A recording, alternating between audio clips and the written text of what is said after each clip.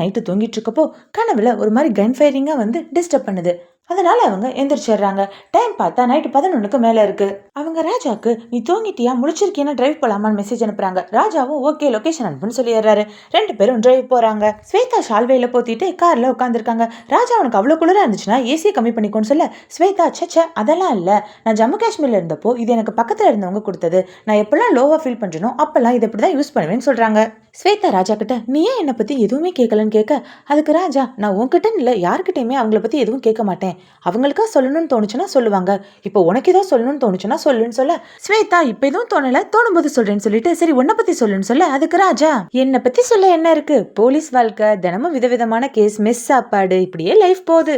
இன்னைக்கு கூட அப்பா இன்னொரு மேரேஜ் பண்ணிக்கோன்னு சொல்லி என்கிட்ட செம்மையா திட்டு வாங்கினாரு, இன்னும் ஒரு வாரத்துக்கு என்கிட்ட இந்த பேச்சே எடுக்க மாட்டாருன்னு சொல்றாரு. ஸ்வேதாவும் அதான் அங்கிள் இவ்வளவு ஆசைப்படுறாருல நீ இன்னொரு மேரேஜ் பண்ணிக்கலாம்ல அப்படின்னு சொல்லிட்டு சிரிக்கிறாங்க.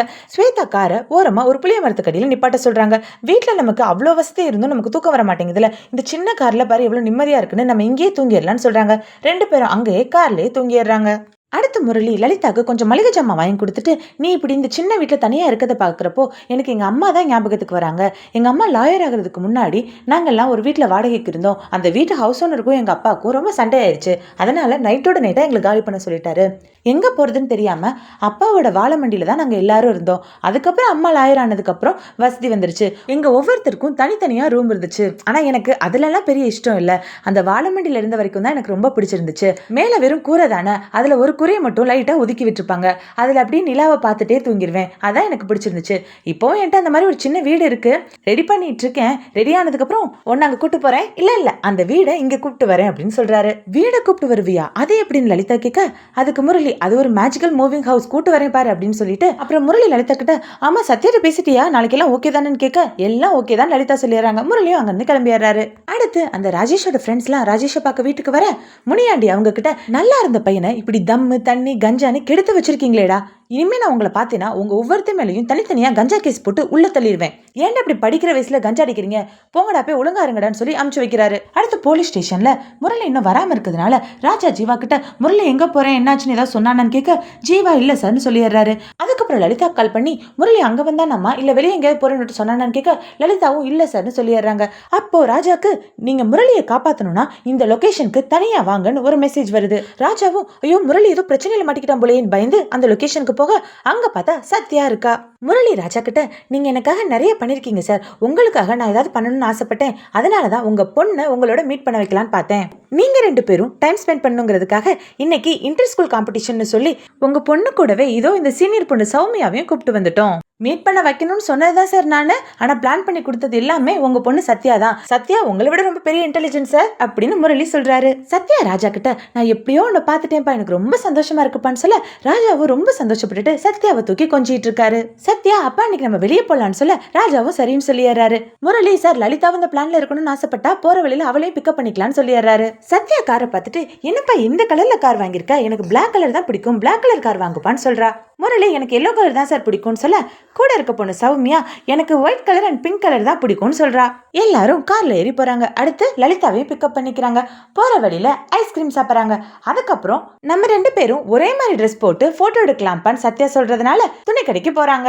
அங்க சத்யாவும் ராஜாவும் பிளாக் கலர்ல ட்ரெஸ் வாங்குறாங்க.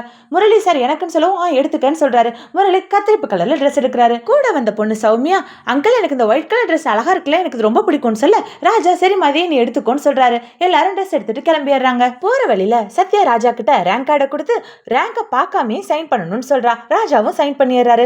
ரொம்ப சந்தோஷமா இருக்குப்பா, ஃபர்ஸ்ட் டைம் நீ என்னோட ரேங்க் கார்டுல சைன் பண்றேன்னு சொல்லி சத்யா சந்தோஷப்படுறா. அப்படியே கார்ல எல்லாரும் போயிட்டு இருக்கப்போ சத்யா வழியிலே தூங்கிடுறா. சௌமியா அங்கிள் எங்க வீடு பக்கத்துல வந்துருச்சு, என்னை இங்கேயே டிராப் பண்ணிருங்க, நான் இங்க இருந்து நடந்து போய்க்கிறேன், வீட்டு பக்கத்துல போயிட்டா பிரச்சனை ஆயிரும்னு சொல்றா. ராஜாவும் அங்கேயே டிராப் பண்றாரு.